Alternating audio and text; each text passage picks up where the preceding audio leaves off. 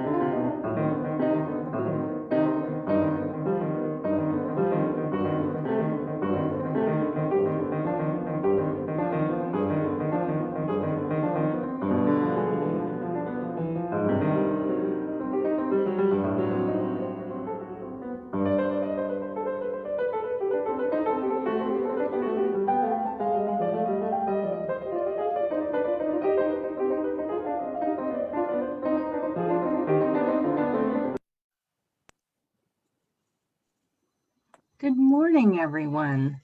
I'm Patty Cleary, and I'm with the Harvest Auction Committee. And I'm here to remind everybody the Harvest Auction is coming up quick. So we're still soliciting donations, and you should have gotten an email from Chris that says all hands on deck, and that has a link to our donation form. There are 2 drop-off times. Monday, October 19th from 1 to 3 and 4:30 to 6 p.m. at the church, and Monday, October 26th from 1 to 3 p.m. Those are times if you already have something donated for the silent auction or the live auction that you could bring to the church, that would be great. We have until Halloween to give donations to the church, and we will tell you more about drop-off times as we get closer to the event. But we really want to encourage people to buy their virtual tickets, to consider ways to make donations to the church that still fulfill our mission, but do so in a socially distanced way. And I'm just going to share with you the Harvest Auction site. Let's see. I'm going to do this. So, you know, it's new because we're going to have a live auction through the site. And so if you register to buy tickets, you will get an email that'll have the link to the live auction.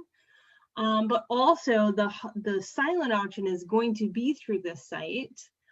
So it's not up yet, but if let's say you want to sign up for an event, you can pay for the event through this site. And what happens is, like, so I have already done an event, so I can sign into my account. So this is my email address.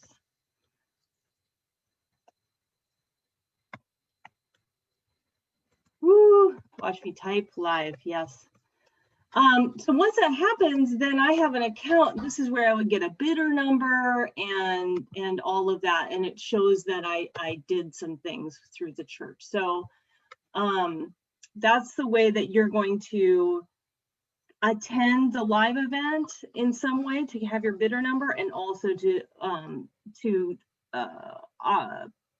put up bids for the silent auction.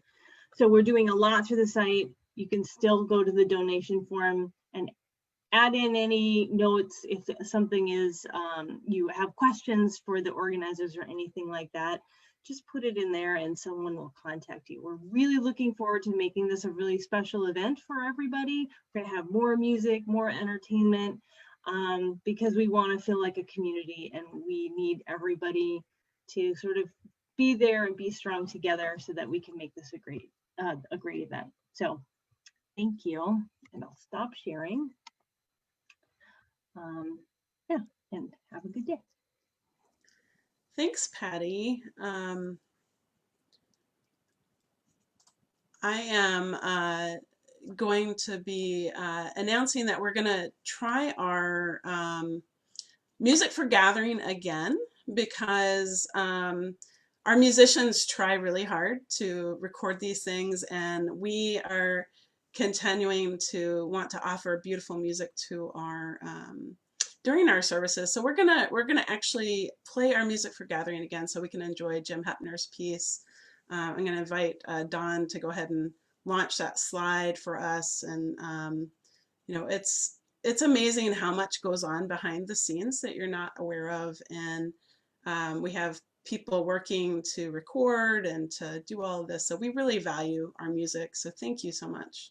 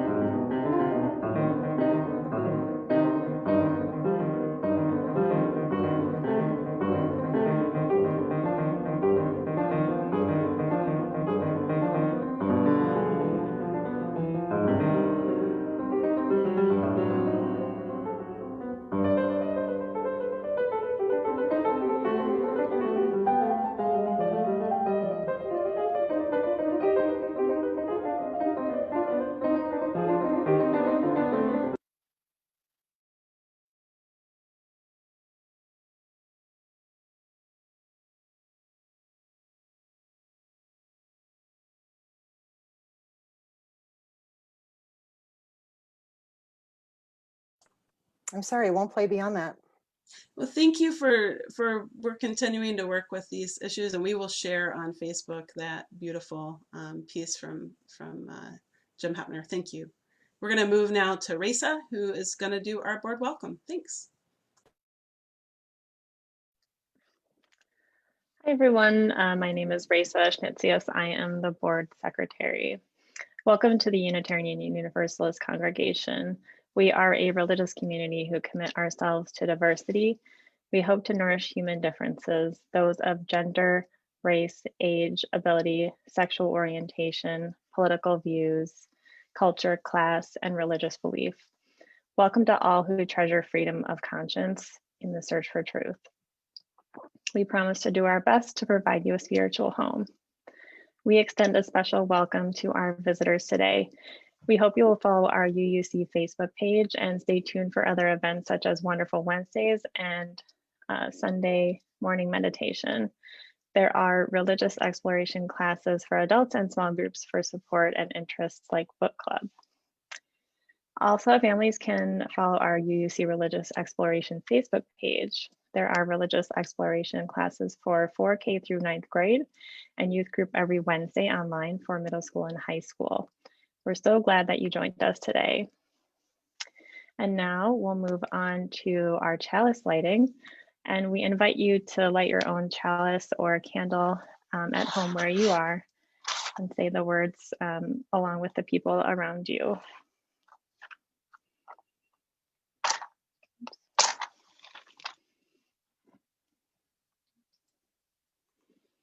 So our words this morning are by Melanie Davis.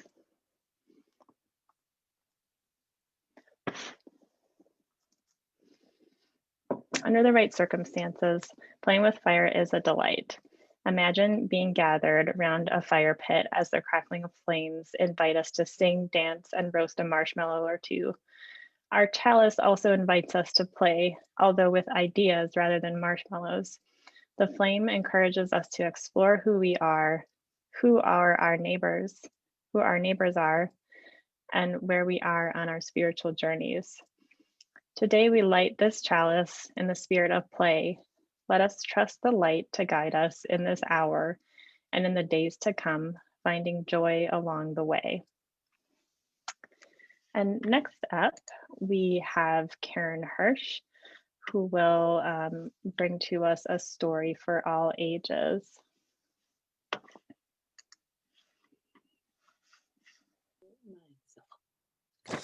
What the Turtle Taught Theodore by Gary Kowalski.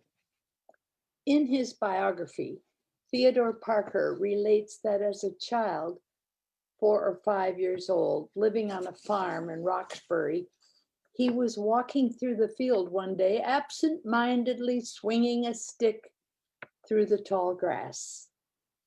This was many years ago, in the days before the Civil War. It was summertime. He stopped to watch the water bubble along a creek. Then he noticed a turtle sunning itself on a rock. He had seen other boys use their sticks to strike a turtle and other animals. It was part of what children thought was fun, just as some children still like to bully and hit those who are weaker than themselves. Often children and grown-ups too are copycats, mimicking the behavior of others who seem bigger or stronger than they are themselves. Young Theodore wanted to be like the other older boys he had seen, so he raised his stick into the air, taking aim and preparing to knock the turtle into the water. But something stopped him. Something seemed wrong about the situation. He looked again at the turtle, quiet, peaceful, enjoying the summer day, just as he liked to feel the warmth and light of the sun. Had the turtle ever done him any harm? Was the turtle so different from himself? Slowly, he lowered his stick and walked home, thinking about what had happened. When he arrived home, his mother was there to greet him, and he told her about the incident. She listened carefully to Theodore, especially when he related how some strange force inside had stopped him from hitting the little animal. Theodore, she said, that force inside you was the voice of conscience. Always pay attention to it. Always follow what your conscience tells you. It is your moral compass that points you in the right direction. And if you honor your conscience, you'll never go wrong in this world. Theodore Parker grew up to become a Unitarian minister. In fact, one of the greatest leaders of our faith. He became a champion of the defenseless who needed defending. He was a hero in the fight to end slavery in our country. He prayed to Father and Mother God and fought for women's equality in their rights to vote. He and his wife never had children of their own, but he felt a sense of kinship with the whole family of creation, people of all sexes and races who had been made in the image of the holy. And it all started one summer day when he was just a child who saw a turtle and decided to do what was right.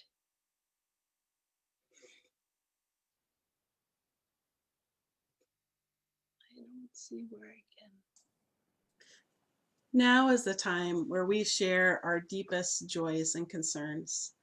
If you would like to share a joy or concern in the chat on Facebook or in Zoom, you are welcome to do so, and I will share that momentarily. You know, this is a time where we gather together on a Sunday morning, and I miss so much being able to walk up to you and give you hugs and love, and so I reach out to you symbolically, and I hope that you are reaching out to others in our community, because we need each other, and that's that delight that we're talking about today, is in the midst of hard times, having that joy of knowing that we're connected to something larger is powerful. So I'm going to have a period of silence and invite you to share your joys and concerns in the chat.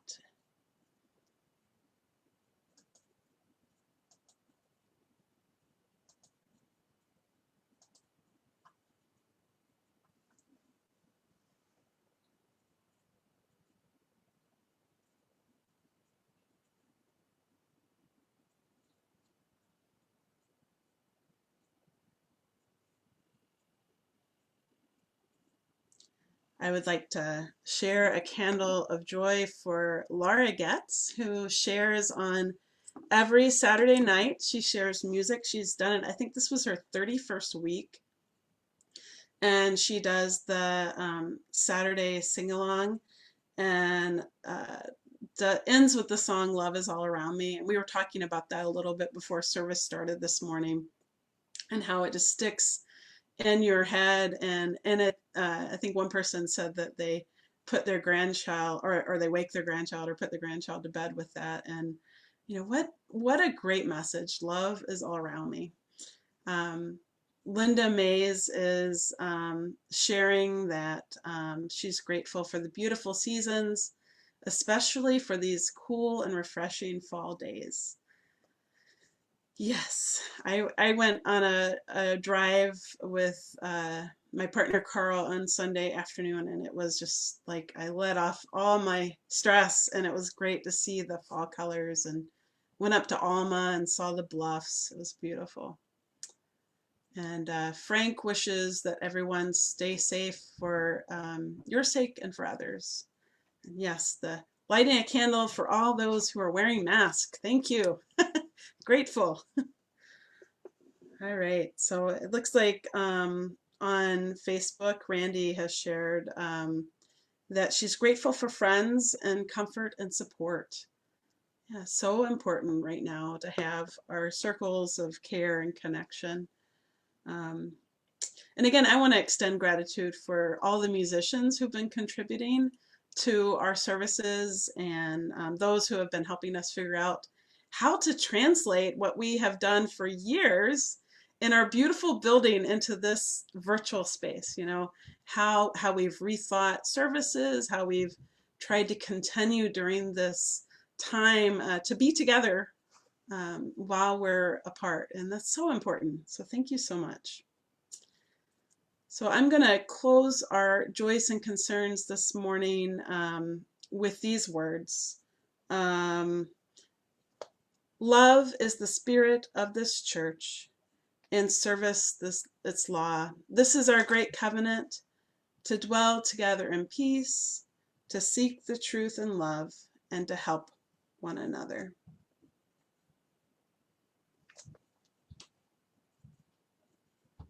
Now we're going to move into our hymn.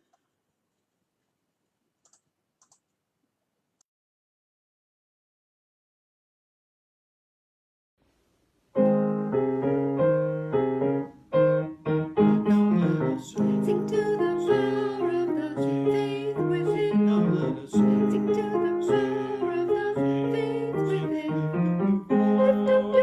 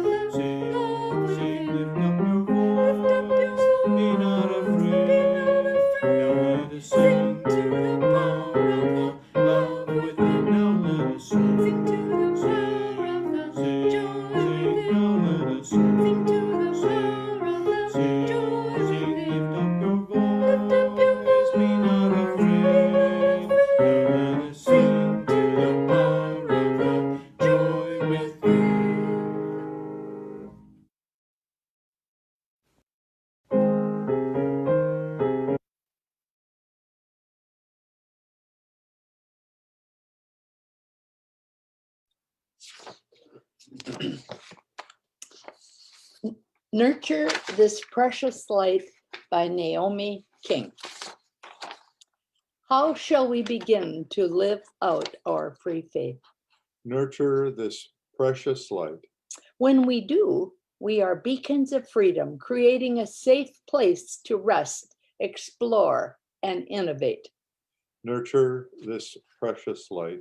How do we keep this lamp of truth and justice affects how we keep and whether we are transforming inequity through witness and action. Nurture this precious light.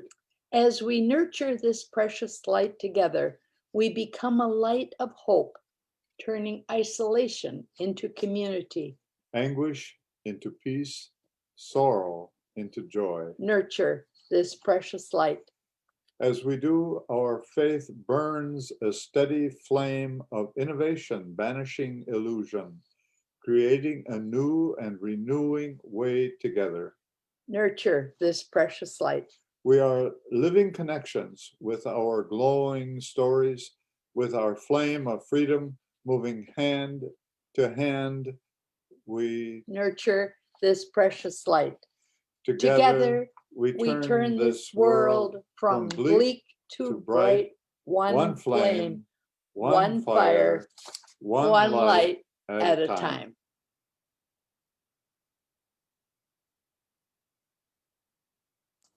Thank you so much, Karen and Tim. And what a great time to hear Now Let Us Sing.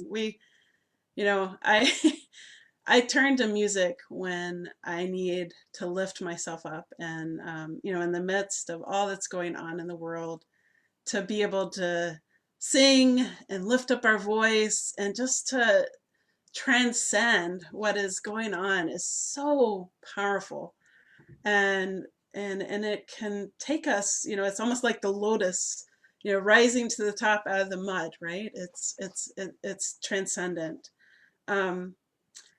So today the topic is about risking delight, and that sounds very, to me, like, oh, how can I talk about that when there's so much going on? But it's vital. It is so vital to play and to be human and to renew our spirit. I've posted on Facebook a few times this cat wheel that I bought, and people thought it was hilarious because it looks like a hamster wheel, right? And my cats at first were thinking, what is going on with this wheel? I am not going to get on it. They would look at it and we would, twirl it. And then they've started, even the only cat that hasn't gotten on it is my older cat, Obi. He just says, no way. But we even had two cats on it at once the other day, and they were walking together, and it just makes us crack up because we have this big leopard print wheel in our living room. I mean, how ridiculous. But the cats love it. And they this morning I was getting up, and I have to admit I have a soft spot for my big fluffy male cat, Percy. And Percy will come sleep on me sometimes, and he's my big baby. I walk around and hold him. And this morning I was going upstairs, and he went meow. He was telling me that it was time to play. And these cats will just let us know that hey, human, stop looking at your computer, stop looking at your phone, and do something that is fun, like pull a string for us. And so he got me to pull a string, and then I was like, okay, I'm gonna sit down and drink my coffee and wake up. And then he got on top of the recliner and went meow and said, hey, pay attention.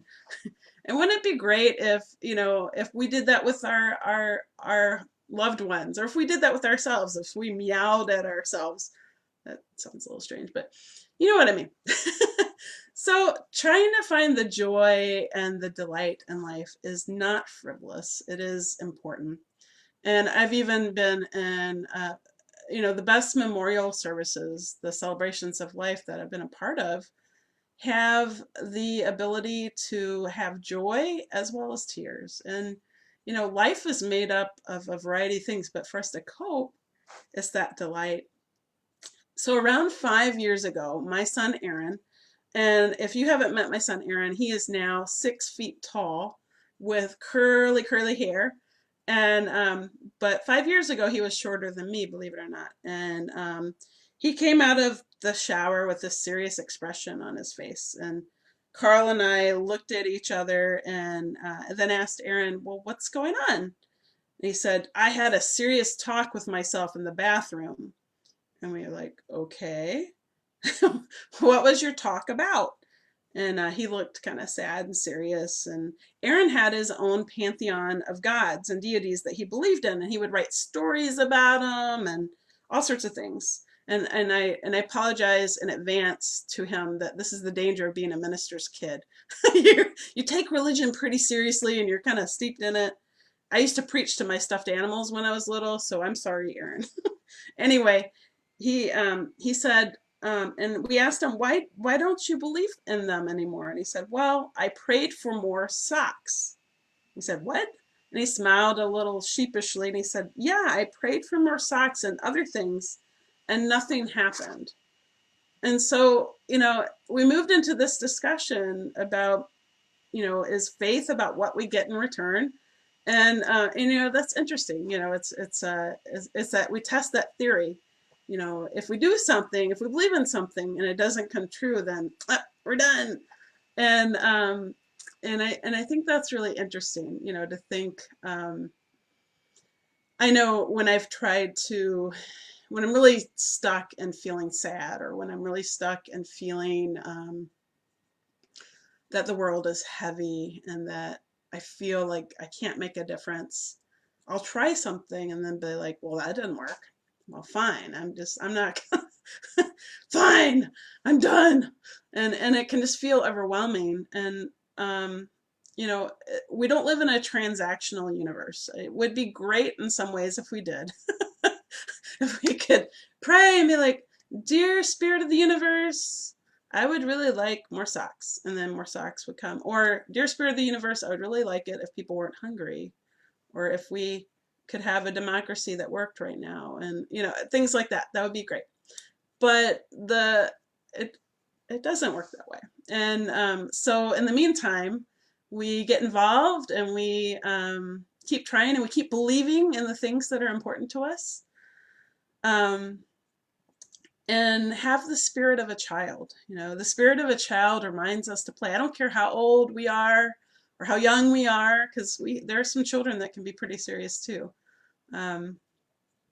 When I was in high school, one of the best things that I ever did in church was, I grew up Episcopalian, if I haven't told you that a million times. My dad is a retired priest, and at the time he put the youth group in charge of Sunday school class, and we were like, yeah, we're in charge, woohoo. And so we were trying to figure out what we were going to get the adults to do, because that was power. And so we pulled out a bunch of crayons, and they looked at us like, oh, this is going to be stupid. They looked very or at least that's what we thought. We thought they looked pretty skeptical. Maybe they were not feeling that way, but we said, we would like you to draw what you think God looks like or the Holy looks like. And we gave them crayons, and then they just kind of looked at us like, what? And then they started drawing and coloring and laughing, because some of them were good at it and some weren't. And then they started sharing what they thought God was. And what was really neat was on the drive home from church, my dad was like, wow, they shared so much more about their spirituality than I've heard from some of these folks in years. And, and it's that sense of play, that sense of getting outside of your box and, taking a risk. I think it's beautiful. Sarah Campbell wrote a reading called Give Us the Spirit of a Child. Give us the spirit of a child who lives within, the child who sings. Give us a child's ears that we may hear the music of mythical times, a child's heart that is filled with wonder and delight, a child's faith that we may be cured of cynicism. Give us the spirit of a child who is not afraid to need, and who is not afraid to love. Yeah. Yeah, to lift us up like the lotus, you know, the lotus rising from the mud and the water, and just to be above it all, you know, it's freeing.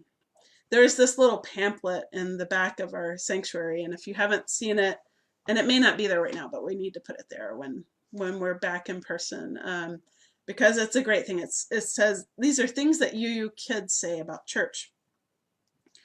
Church is believing, a place to make music where we ring the bell, a place to light the chalice. It's a place where people learn about God or other beliefs. Sometimes there is a choir there. We tell stories and talk about all kinds of people and ideas or how the world came to be. We talk about what other churches do, rituals and customs, lighting candles of hope. We share joys and concerns and collect food and money. It's where you make friends. It's where you have snacks and family and happiness.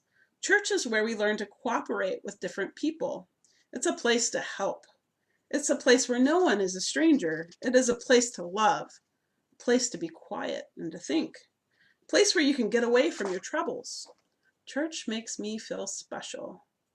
It is a place of gathering where we talk about the problems in the world, a place where you can learn about other religions, a place where you can think, a place where you share ideas, a place where you can ask questions.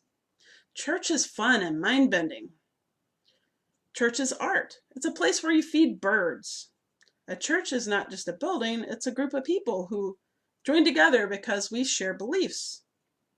Everyone in church is part of your family. The kids are your cousin and the adults are your uncles and your aunts. You know, when you talk to someone who is still in formation, you don't know what they're going to say. You know, it's kind of like, people talk about acting with kids and pets. You never know what they're going to say. Well, what if we did that?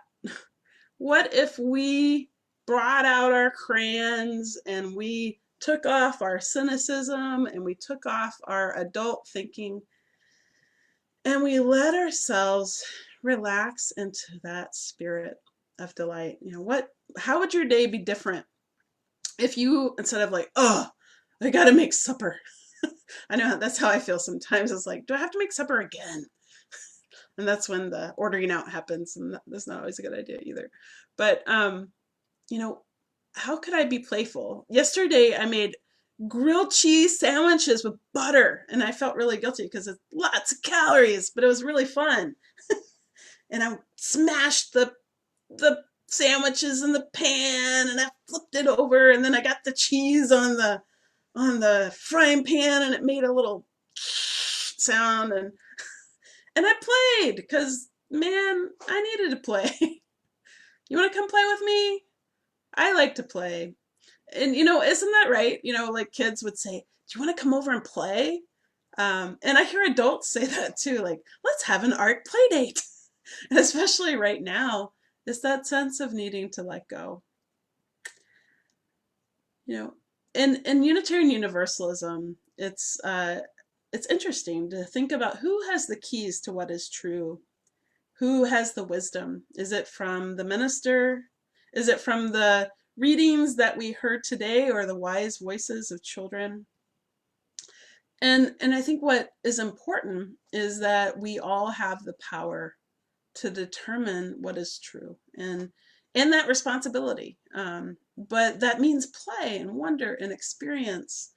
And I know at this time of year, I'm looking out my window to see, oh, it's sunny. It's not snowing right now. Oh my gosh. But with the advent of snow coming this week, I just feel myself kind of shutting down and going inside. And I'm not going to do that this year. I keep saying I'm a Southerner. Well, I've been here 10 years. It's time for me to live in the present awareness of Wisconsin. So you can hold me to it. I'm going to go get some clothes so I can be outside. And, you know, I've had snowsuits and things, but I want to play this winter. I don't want to get all stuck inside. I want to go make snow angels and throw snowballs at people and build, well, maybe not a snow fort, but maybe like a really small snowman. And I need to learn how to walk in the snow. Do you know how to snowshoe? Have you done cross-country skiing? the people that do that here during the winter seem a lot happier than I usually am. So even if that's not a possibility for you and mobility is an issue, even just, stepping outside if it's not too icy and feeling the wind on your face and the snow and, it's that risking delight and finding joy. When I was a little girl and I would go to church, I used to love when I sat beside my mom and I remember my feet dangling off the pews, and you know how you would shake yourself back and forth, or at least I did. And then I'd have this big hymn book I remember how big the hymn book seemed when I was little. And then she would sing, Hallelujah. And then I would sing, Hallelujah. And we would blend our voices. And man, I felt so big and important. And I thought that was how angels sounded, right? And it was the best part of the service. Well, except for when my dad would pick me up and walk me out the door. But that was fun. And so let's make church fun. Let's make life joyful. What are the angels singing for you? How if you don't believe in angels, then what are the fairies singing for you? If you don't believe in fairies, well, what is it that sings for you? Maybe it's gardening. Maybe it's knitting. What makes your heart sing? Unitarian Universalist minister Richard Gilbert writes, worship is understood as the celebration of life. And he further elaborates that the word worship is from the Anglo-Saxon worthshapen, which literally means to celebrate what is of worth. The verb worship means to shape worth. And so we're creating something of worth here. And that's that connection, that love, that love is the spirit of this church. So we put our trust in so many things as a society. Our money says, in God we trust. And then some of us put trust that the plows will come. We really hope the plows come, and that the peace will be there. And we operate that trust that the sun will come up in the morning. And we trust that we might have good food and a good place to stay at night. But to have trust, we have to also be a part of it, right? And so when we are a part of things, we can change the world. And, I've been feeling this big heaviness about, we got to get out the vote. We gotta be a part of everything. But, it's also delightful to the things that we can do to help people. Like the first I was driving past Karen Voss, who volunteers for the nonpartisan Chippewa Valley Votes, and she was helping people get registered to vote, and she posted a picture of a first-time voter and the smile on that person's face, how great. And that develops a habit of participating. And so things are hard and serious right now, but there are moments that can lift us up. And I know I've been writing some postcards to remind people to vote, and tuning in to Laura Getz on Saturday night to lift my heart when she does her Saturday night sing-along. So I hope you find those moments, especially as the days grow shorter and it gets darker. We have to take care of our spirits, and I hope that you can come to this place, even though we're not inside our church walls. The church is not made of walls. It's our ideas, it's the people, it's the love. There's this poem that really makes me think about the encounters that we have with one another, and it's by Billy Collins. And if you've never had a chance to read Billy Collins, I'll share a little bit about it. It's called Shoveling Snow with the Buddha. And it starts off with how the Buddha shovels snow. And, this guy is trying to get it done. And he's like, nope, he's just going to do one shovelful at a time. He's going to smile at you. And he's going to do one shovelful at a time. And and here as it says, let's see, hold on, trying to get to the point where this is so much better than a sermon at church. shoveling the snow. I say out loud, but the Buddha keeps on shoveling. This is the true religion, the religion of snow and sunlight and winter and geese barking in the sky. But he's too busy to hear me. He's still shoveling. And he goes on to talk about basically being in the moment. You know, you're being in the moment with the Buddha and being in the moment with joy. And we love to talk. Unitarians love to talk. But we need our experiences. So I hope that you get to shovel snow with the Buddha this winter. And I hope that when Halloween comes, even if you're not trying to participate as safely as you can, however that is, I hope you get to see beautiful trick-or-treaters walking down the street, or however it is you celebrate Halloween, and find joy. Thank you for being a part of this community. And I feel like each one of you is a gift. And as Laura sings to us on Saturday, love is all around us. Thank you, and amen.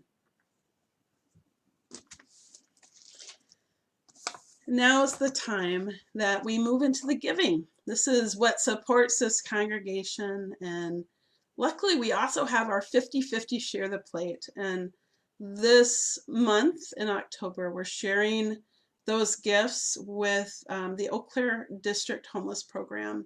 So you can donate online at uueauclaire.com. You can text to give at 84321. You can also mail checks to UUC at 421 South Farwell Street. With gratitude for the abundance in our lives, we give to help people in need and support the work of this congregation. And our music for giving this morning is going to be from Jim Hepner, and Dawn's going to share that with us. And thank you so much, Jim, for sharing your music with us today. Thank you.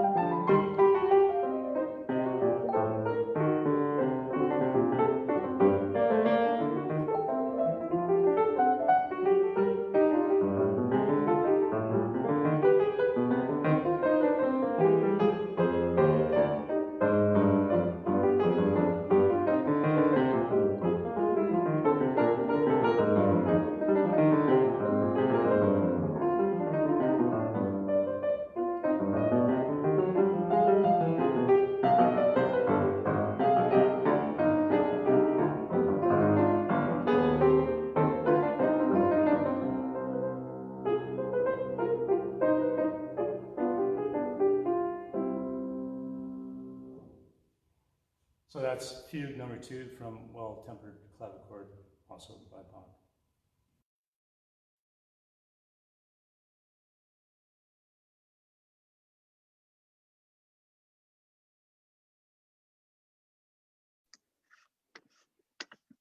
And now we will extinguish our chalices. Please join me at home with extinguishing your chalice. We extinguish this flame, but not the light of truth, the warmth of community, or the fire of commitment. These we carry in our hearts until we are together again. And finally, we'll have some closing words from Karen Hirsch.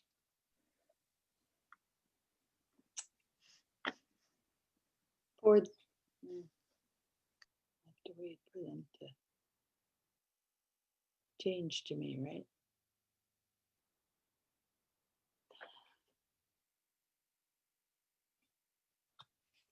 For those who are watching from our Facebook live stream, I am so glad you joined us for today.